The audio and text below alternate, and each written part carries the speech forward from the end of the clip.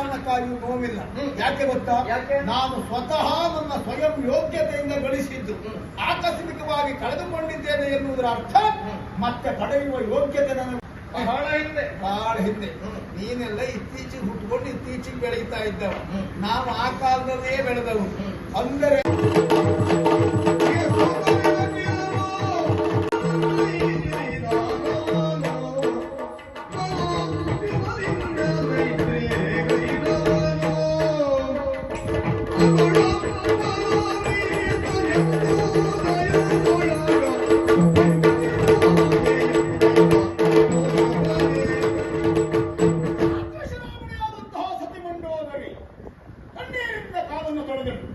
ನನ್ನ ಬದುಕಿನ ಕೊನೆಯ ಕಾಂಕ್ಷೆಯನ್ನು ಈಡೇರಿಸಿಕೊಳ್ಳುವುದಕ್ಕೆ ನನ್ನಲ್ಲಿ ಬೇಡಿಕೊಂಡಳು.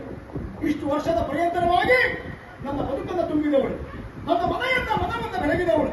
ಆ ಕಾರಣಕ್ಕಾಗಿ ಇಡೀ ರಾತ್ರಿಯನ್ನ ಅವಳ ಜೊತೆಯಲ್ಲೇ ಕಳೆದಿದ್ದೇನೆ. ಕಳೆದಿರುವಂತಹ ಈ ರಾತ್ರಿ ಅಲ್ಲಿಗೆ ಕೊನೆ. ಮತ್ತೆ ನೆನಪುಳಿಯುವುದಕ್ಕೆ ಅಸ್ತಿತ್ವವೇ ಇಲ್ಲದೆ ಇದ್ದ ಮೇಲೆ ನೆನಪಿರುವುದು ಯಾರಿಗೆ? ಅಂತೂ ಆ ಕೊನೆಯ ರಾತ್ರಿಯಲ್ಲಿ ಅವಳನ್ನು ಸಂತೋಷವಾಗಿ ಕಂಡಿದ್ದೇನೆ ಎನ್ನುವ ಸಮಾಧಾನವನ್ನು ಒಬ್ಬ ಗಂಡನಾಗಿ ಪತಿಯ ಶ್ರೇಷ್ಠತೆಯನ್ನು ರಾತ್ರಿಯವಳಿಗೆ ಮನವರಿಕೆ ಮಾಡಿಸಿದ್ದೇನೆ ಎನ್ನುವ ಸಮಾಧಾನವನ್ನು ಅತುಳವಾದಂತಹ ರಕ್ಕಸ ಸೇನೆಯನ್ನು ಸೇರಿಕೊಂಡು ಉಳಿದಿರುವ ಬಲವನ್ನೇ ನನ್ನ ಬಲ ಎನ್ನುವುದಾಗಿ ಭಾವಿಸಿ ರಣಕ್ಷೇತ್ರದಲ್ಲಿ ಕಾಲವನ್ನು ಎದುರಿಸಬೇಕು. ಆ ಕಾರಣಕ್ಕಾಗಿ ಎಲ್ಲ ಸಿದ್ಧತೆ ಆಗುತ್ತಾಗಿದೆ. ಆದರೆ ಏನು ಮಾಡಬೇಕಾಗುತ್ತದೆ?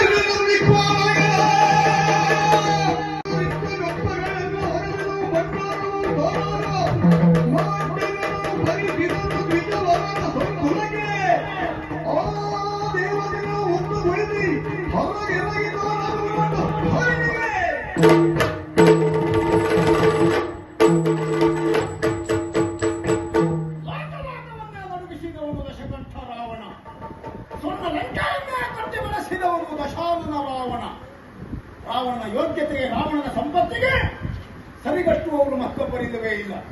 ಆ ಕಾರಣಕ್ಕಾಗಿಯೇ ಭಂಡಾರವನ್ನು ಒಡೆಸಿದ್ದೇನೆ. ಹೇರಳವಾಗಿರುವಂತಹ ಮುತ್ತು, ರತ್ನ, ಹವಳ, ಥವಳ ನಮ್ಮಲ್ಲಿರುವಂತಹ ಸಂಪತ್ತನ್ನ ಬ್ರಾಹ್ಮಣರಿಗೆ ದಾನವಾಗಿ ಕೊಟ್ಟಿದ್ದೇನೆ. ಇಲ್ಲಿಯ ಒಳಗೆ ಬಂಧಿಸಿಟ್ಟಿರುವಂತಹ ನನ್ನ ಅಂಕೆಯಲ್ಲಿರುವಂತಹ ದೇವಾನು ದೇವತೆಗಳನ್ನು ಬಿಡಿಸಿ ಅವರನ್ನು ಸ್ವತಂತ್ರರನ್ನಾಗಿಸಿದ್ದೇನೆ. ಹಾಗಾದ್ರೆ ಇನ್ನು ಎದುರಿಸಬೇಕಾದದ್ದು ರಾಮ ಲಕ್ಷ್ಮಣರನ್ನು.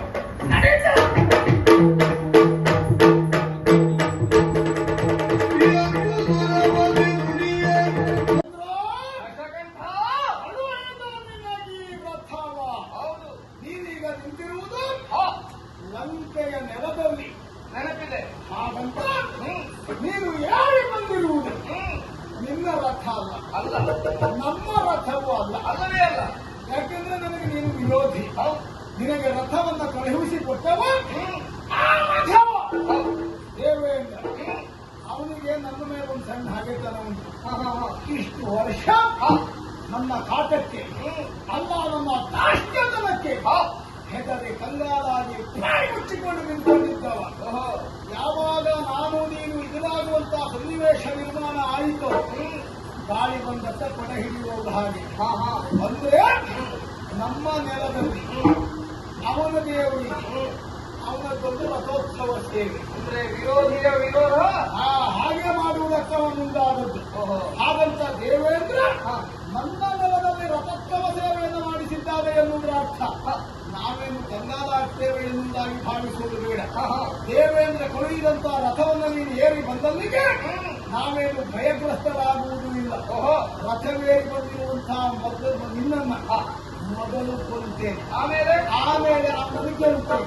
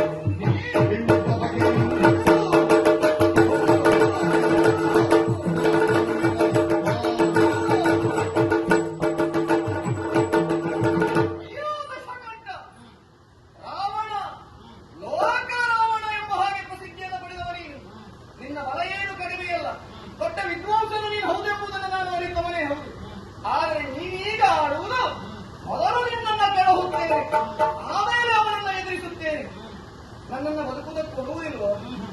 ಬದುಕೇ ಇಲ್ಲದ ನೀನು ಮತ್ತೊಬ್ಬರನ್ನ ಬದುಕುವುದಕ್ಕೆ ಕೊಡುವುದಿಲ್ಲ ಅಂತ ಆಕ್ಷೇಪ ಮಾಡುವುದಕ್ಕೆ ಹೊರಟಲ್ಲ. ಇದು ನಮಗೆ ಆಶ್ಚರ್ಯವಾದದ್ದು. ಕಾರಣ, ಯಾವಾಗ ನನ್ನ ಮಡದಿಯಾಗಿರುವಂತಹ ಸೀತೆಯನ್ನು ನೀನು ಅಪಹರಿಸಿದೆಯೋ ಅಲ್ಲಿಗೆ ನಿನ್ನ ಬದುಕು ಅಂತ್ಯವಾಗಿದೆ. ಇನ್ನು ವಿಶೇಷವಾದಂತಹ ಬದುಕನ್ನು ನೀನು ಕಂಡುಕೊಳ್ಳುವುದಕ್ಕೆ ಸಾಧ್ಯವೇ ಇಲ್ಲ. ನೀನೇ ಯೋಚನೆಯನ್ನು ಮಾಡು. ಆಡ್ತಾ ಇದ್ದೀಯಲ್ಲ, ಅಷ್ಟದಿಕ್ಪಾಲಕರನ್ನು ತನ್ನ ಬಂಧನದಲ್ಲಿ ಇರಿಸಿದ್ದೇನೆ, ಅವರ ಮೇಲೆ ಪ್ರಭುತ್ವವನ್ನು ಸಾಧಿಸಿದ್ದೇನೆ ಎಂಬ ಹಾಗೆ ಯೋಚನೆಯನ್ನು ಮಾಡಯ್ಯ. ಲಂಕಾದಾನದ ಸಂದರ್ಭದಲ್ಲಿ ಅಗ್ನಿಯು ದಹಿಸುವುದಕ್ಕೆ ಪ್ರಾರಂಭಿಸಿದ, ನಿನ್ನಿಂದ ತಪ್ಪಿಸಿಕೊಳ್ಳುವುದಕ್ಕಾಯ್ತ, ನಿನ್ನ ಮೀಸೆಯನ್ನು ಸುಟ್ಟ. ಈಗ ಬೆಳೆದಿರಬಹುದು, ಸುಟ್ಟಿದ್ದು ಸುಳ್ಳಲ್ಲ. ಹಾಗಿದ್ರೆ ಅಗ್ನಿಯು ನಿನ್ನ ಪ್ರಭುತ್ವಕ್ಕೆ ಒಳಪಡಲಿಲ್ಲ ಅಂತ ಆಯಿತು. ಆ ಅಗ್ನಿಗೆ ಹರಿಸಲಿಲ್ವೋ?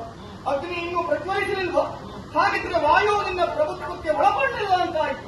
ಇನ್ನು ವರುಣದೇವ ನಿನ್ನ ಈ ಲಂಕಾಪಟ್ಟಣಕ್ಕೆ ಸುತ್ತಲೂ ಆವೃತವಾಗಿ ನಿಂತವ. ಆತನು ಕೂಡ ಸೇತುವೆಯನ್ನ ಕಟ್ಟುವಂತಹ ಸಂದರ್ಭದಲ್ಲಿ ನಮಗೆ ಸಹಾಯಕನಾಗಿ ಒದಗಿ ಬಂದ. ಹಾಗಿದ್ರೆ ಅವನ ಮೇಲೂ ನಿನ್ನ ಪ್ರಭುತ್ವವೇನು ನಡೆಯಲಿಲ್ಲ ಅಂತ ಆಯ್ತಲ್ಲ, ಅದು ಸತ್ಯವೇ ಹೌದಂತಾಗಿದ್ರೆ ಇಷ್ಟೂ ಜನರು ನೀ ಹೇಳಿದಂತೆ ನಡೆಯಬೇಕು. ಇನ್ನು ಬಿಟ್ಟು ದೇವೇಶ್ವರನ್ನ ಎದುರಿಸುತ್ತೇನೆ, ಅವನನ್ನ ಕೊನೆಗಾಣಿಸುತ್ತೇನೆ, ಇದೆಲ್ಲ ಸಾಧ್ಯವಾಗದೆ ಹೋಗಿರುವಂತಹ ಮಾತು. ಕಾರಣ, ಇನ್ನೊಂದು ಸಂದರ್ಭದಲ್ಲಿ ದೇವೇಂದ್ರನಿಂದ ನೀನು ಸೋತವ ಎಂಬುದನ್ನು ಮರೆಯಬೇಡ. ಆಮೇಲೆ ನಿನ್ನ ಮಗನಾಗಿರುವಂತಹ ಇಂದ್ರಜಿತ್ತು, ಆತನೇ ನಿನ್ನನ್ನು ಕೊಂದು ಮುಗಿಸುತ್ತಿದ್ದ. ಅಷ್ಟೊತ್ತಿಗೆ ಬ್ರಹ್ಮದೇವರು ಒಂದು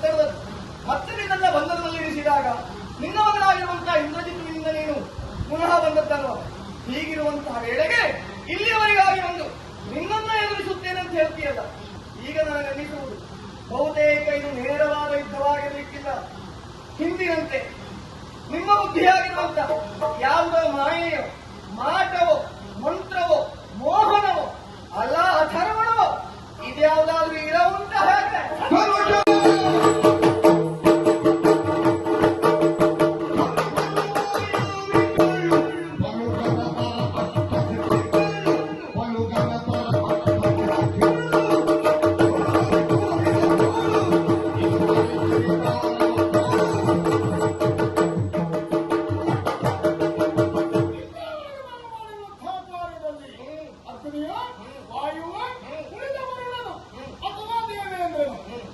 ಅಲ್ಲಲ್ಲಿ ನಾವು ವಿಜೃಂಭಿಸಿದ್ದಾರೆ.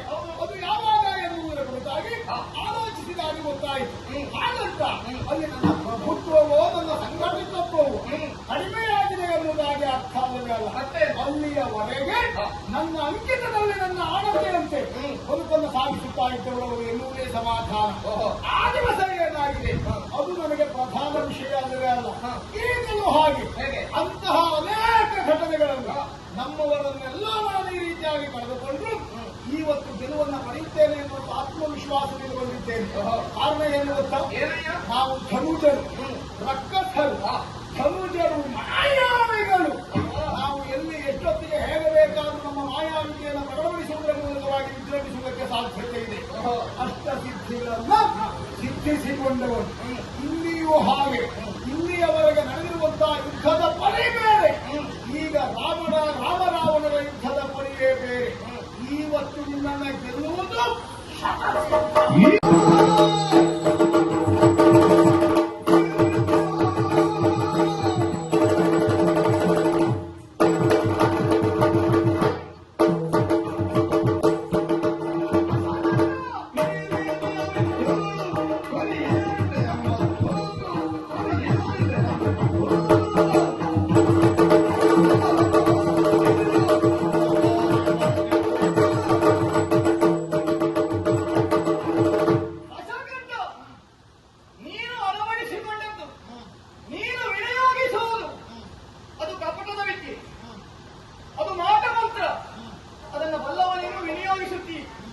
ಸಾಧ್ಯ ಇಲ್ಲ.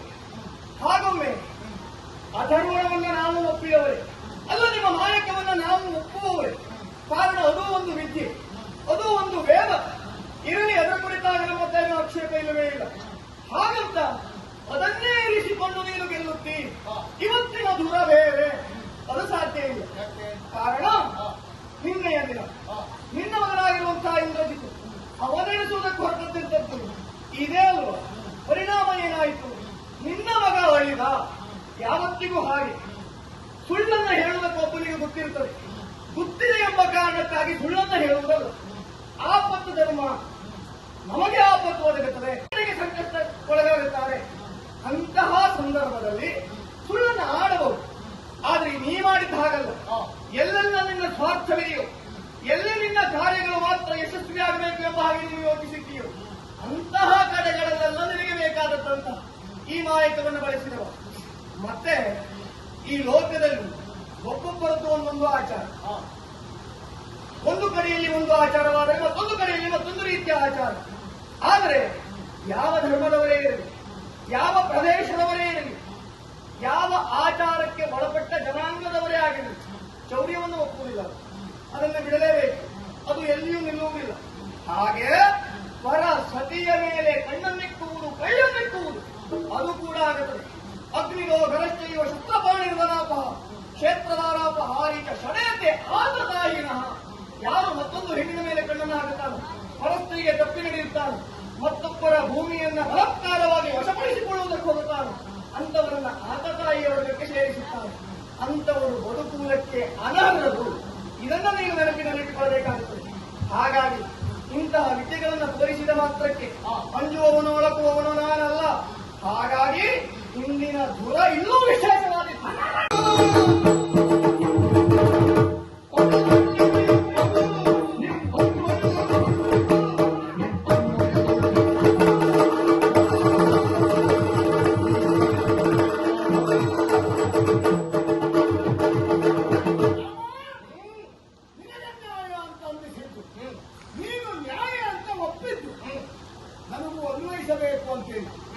ನೀನು ಮಾನವ, ನಿನ್ನ ಧರ್ಮವೇ ಬೇರೆ.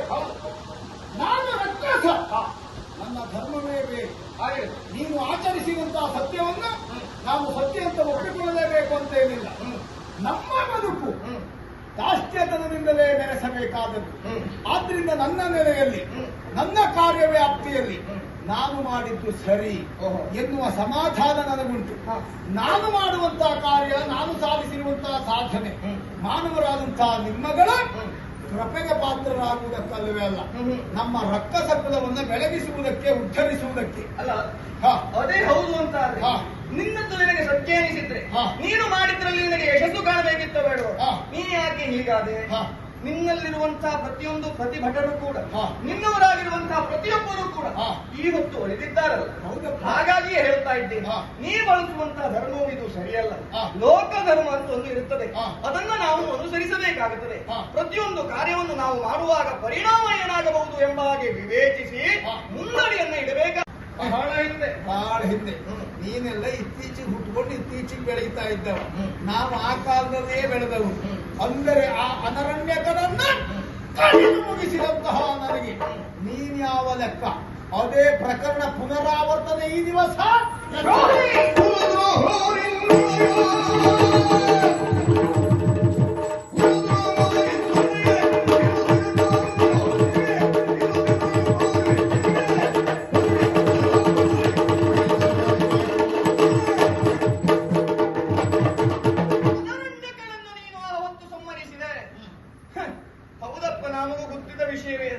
ಅದನ್ನ ನಾವು ಕೇಳಿದವರೇ, ಆ ಕಥೆಯನ್ನು ಚೆನ್ನಾಗಿ ನಾವು ಬಲ್ಲವರೇ ಹೌದು. ದೀಕ್ಷಾಬದ್ಧನಾಗಿ ಯಜ್ಞವನ್ನ ಮಾಡುತ್ತಿರುವಂತಹ ಹೊತ್ತಿಗೆ ನೀನು ಸಾಗಿದೆಯಂತೆ, ಸ್ವಲ್ಪ ಹೊತ್ತು ಕಾಯ್ದೆಯಂತೆ, ಮತ್ತೆ ನೀನು ಕಾಯಲಿಕ್ಕೆ ಮುಂದಾಗಲಿಲ್ಲ. ನೇರವಾಗಿ ಹೋಗಿ ಯಜ್ಞವನ್ನ ಗೈಯುತ್ತಿರುವಂತಹ ಆತನನ್ನ ತಲೆಯನ್ನ ಕತ್ತರಿಸಿದೆ. ಅವಲ್ಲಿಗೆ ಸತ್ತ ಅಂತ ನೀನು ಭಾವಿಸಿದ್ದು. ಸಾಯಲಿ ಅವನ ರುಂಡವು ಒಂದು ಮಾತನ್ನಾಡಿದೆ, ಅದು ನಿನಗೆ ಕೇಳಿಸ್ಲಿಲ್ಲ ಅಂತ ಕಾಣ್ತದೆ. ಅದುವೇ ನೀನು ಉಪಯೋಗ ಮಾಡಿದ್ದು, ಅದುವೇ ನೀನು ಬುದ್ಧಿವಂತಿಕೆಯನ್ನು ಉಪಯೋಗಿಸಿದ್ದಂತ ನೀನು ಭಾವಿಸಿದೆ. ಅದಲ್ಲ, ಆತ ಹೇಳಿರುವಂತಹ ಮಾತು, ತನ್ನ ವಂಶದಲ್ಲಿ ಜನಿಸುವ ವ್ಯಕ್ತಿಯಿಂದಲೇ ನಿನ್ನ ಸಾವು ಬಂದಿದ್ದೆ. ನಾನೇ ಬಂದಿದ್ದೆ. ನಾನೇ, ಮತ್ತಾರು ಕಾಲವನ್ನ ಕಾಯ್ತಾ ಇದ್ದೆ. ಸರಿಯಾದ ನೆವ ಈಗ ನನಗೆ ದೊರಕಿತು. ಸೀತೆಯ ವಿಷಯ ನನಗೊಂದು ನೆವವಾಗಿಯೇ ಪರಿಣಮಿಸಿತು. ಕಾರಣ ಏನು? ನಿನಗಿರುವಂತಹ ಶಾಪಗಳು ಹಾಗೆ ಕೇವಲ ನಮ್ಮ ವಂಶದವನಿಂದ ಮಾತ್ರವಲ್ಲ. ವೇದಾವತಿಯ ಶಾಪ ಉಂಟು ಅಲ್ವಾ, ಉಪರಂಬೆಯ ಶಾಪ ಉಂಟು, ನಂದಿಯ ಶಾಪ ಉಂಟು. ಎಷ್ಟು ಜನರ ಶಾಪ ನಿನಗೆ ಶಾಪದ ಗುಡಾಣ ಏನಿಲ್ಲ ಆಗಿರಲ್ಲ. ಆ ಶಾಪದ ಗುಡಾಣಕ್ಕೆ ಒಂದು ಬೆಂಕಿಯ ಕಿಡಿಗೆ ತಾಗಿದ್ರು ಇಡೀ ಗುಡಾಣವೇ ಸುಟ್ಟು ಉರಿಯುತ್ತದೆ ಎಂಬ ಹಾಗೆ ನಿನಗೆ ಅರ್ಥವಾಗುತ್ತಾ ಇಲ್ಲ. ಇಷ್ಟು ವರ್ಷವೇ ತಾಗಲಿಲ್ಲ, ಈಗ ಬಂದ ಈ ಒಂದು ಸಣ್ಣ ಕಿಡಿ ಏನಾಗಿದೆ. ಹಾಗೆ ನೀನು ಯೋಚಿಸುತ್ತಾ ಇರಬಹುದು. ಆದ್ರೆ ನಿನಗಿಂತಲೂ ನಾನು ಭರಾಟಿ ಎಂಬುದಕ್ಕೆ ಇಷ್ಟು ಹೊತ್ತಿನ ತನಕ ನನಗಾಗಿರುವಂತಹ ಜಯವೇ ಸಾಕ್ಷಿ. ಅದು ಅಲ್ಲ, ಹಿಂದೆಯೂ ನಾನು ಸಾಧನೆಯನ್ನು ಮಾಡಿದ್ದೇನೆ. ಏಕಾಂಗ ವೀರನಾಗಿ ದಂಡಕಾರಣ್ಯದಲ್ಲಿ ಖರ, ದೂಷಣ, ತ್ರಿಶಿರಾದಿ 14,000 ರಾಕ್ಷಸರು. ನನಗೆ ಬಂದಿರುವ ವರ್ತಮಾನದ ಪ್ರಕಾರ ನಿನಗಿಂತಲೂ ಬಲಾಢ್ಯನಂತೆ ಖರ ಅಂತವನನ್ನೇ ಏಕಾಂಗ ವೀರನಾಗಿ ಸೋಲಿಸಿರುವಂತಹ ನನಗೆ ನಿನ್ನನ್ನ ಗೆಲ್ಲುವುದೋ ನಿನ್ನನ್ನ ಕೊಲ್ಲುವುದು ಅದು ಒಂದು ವಿಶೇಷ ಅಂತ ಅಲ್ಲವೇ ಅಲ್ಲ. ಹಾಗಾಗಿ ಈಗ ನನ್ನ ಬಾಣವನ್ನ ಎದುರಿಸಬೇಕಾದಿತ್ತು ಎಚ್ಚರ.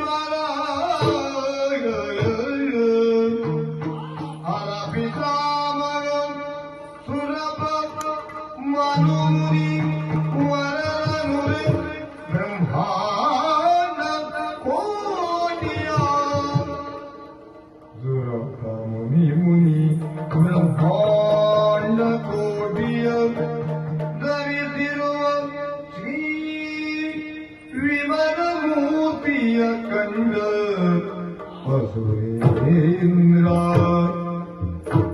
ಬ್ರಹ್ಮಾಂಡ ಕೋಟಿಯ ಧರಿಸಿರುವ ಶ್ರೀ ವಿಮಲ ಮೂರ್ತಿಯ ವಿಮಲ ಮೂರ್ತಿಯ ಕಂಡ ಅಸುರೇಂದ್ರ ಅಸುರೇಂದ್ರ ಅಸುರೇಂದ್ರ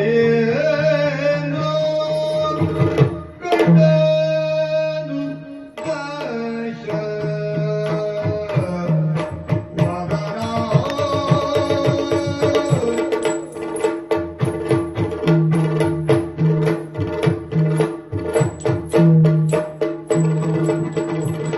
ಕಾರ್ಯಾಗಿ ಹೋರಾಟವನ್ನು ನಡೆಸುತ್ತಾ ಇರುವಂತಹ ಸಂದರ್ಭದಲ್ಲಿ ಅದ ಈ ಕಡೆಯಲ್ಲಿ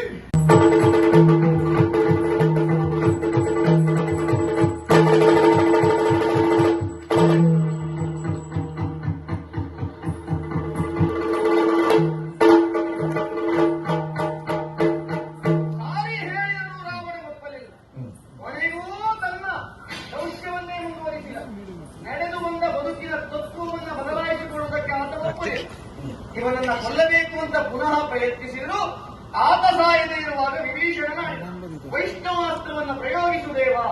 ಕಾರಣ ಏನು ಅಂತ ಕೇಳಿದ್ರೆ ನಂದಿಯಿಂದ ಇವನಿಗಿರುವಂತಹ ಶಾಪ. ವೈಷ್ಣವಾಸ್ತ್ರವು ಇವನ ಎದೆಗೆ ಪ್ರಯೋಗವಾದಾಗಲೇ ಇವನ ಸಾವು ಎಂಬಂತೆ. ಸರಿ, ಅಂತೆಯೇ ದೃಢನಾಗಿರುವಂತಹ ರಾವಣನನ್ನು ವಧಿಸಿದ್ದಾಗಿ ಕೊಟ್ಟ ಮಾತಿನ ಪ್ರಕಾರವಾಗಿ ವಿಭೀಷಣನಿಗೆ ಈ ಲಂಕೆಯ ಪಟ್ಟವನ್ನ ಒಪ್ಪಿಸಲೇಬೇಕು. ನಾನೇ ನೇರವಾಗಿ ಪುರವನ್ನು ಪ್ರವೇಶಿಸುವಂತಿಲ್ಲ. ಅನುಜನಾಗಿರುವಂತಹ ಲಕ್ಷ್ಮಣನ ಕಡಿಮೆ ಕೊಟ್ಟು ವಿಭೀಷಣನಿಗೆ ಇಲ್ಲಿಯ ಪಟ್ಟವನ್ನು ಕಟ್ತೇನೆ. ಮಡದಿಯಾಗಿರುವಂತಹ ಸೀತೆಯ ಜೊತೆಯಲ್ಲಿ ಆದಷ್ಟು ಶೀಘ್ರ ಅಯೋಧ್ಯೆ.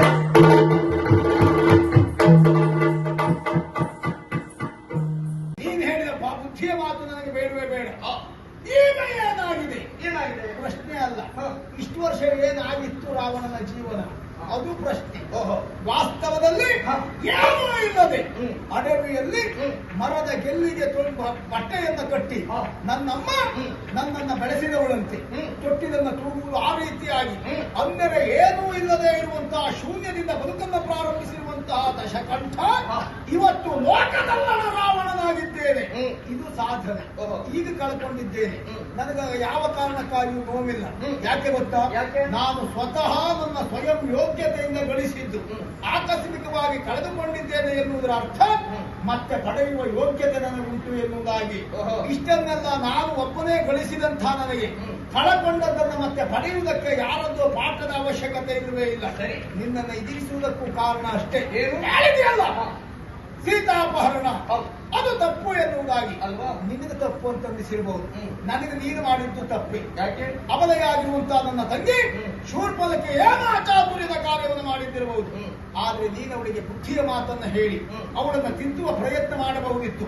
ಆದ್ರೆ ಹೆಣ್ಣಿಗೆ ಶ್ರೇಷ್ಠವಾದಂತಹ ಸ್ತನವನ್ನ ಮೂಗನ್ನು ಕತ್ತರಿಸುವುದರ ಮೂಲಕವಾಗಿ ಅವಳ ಹೆಣ್ಣುತನವನ್ನೇ ನೀನು ಭಗ್ನಗೊಳಿಸಿದೆ. ಆ ಕಾರಣಕ್ಕಾಗಿಯೇ ನಿನ್ನನ್ನು ನಾನು ಕರೆಸಿಕೊಂಡದ್ದು. ಈ ಪ್ರಕರಣ ಬಿಡ. ನಿನ್ನ ವಂಶದ ಹಳೆಯ ತಲೆಮಾರಿನವ ಅನರಣ್ಯ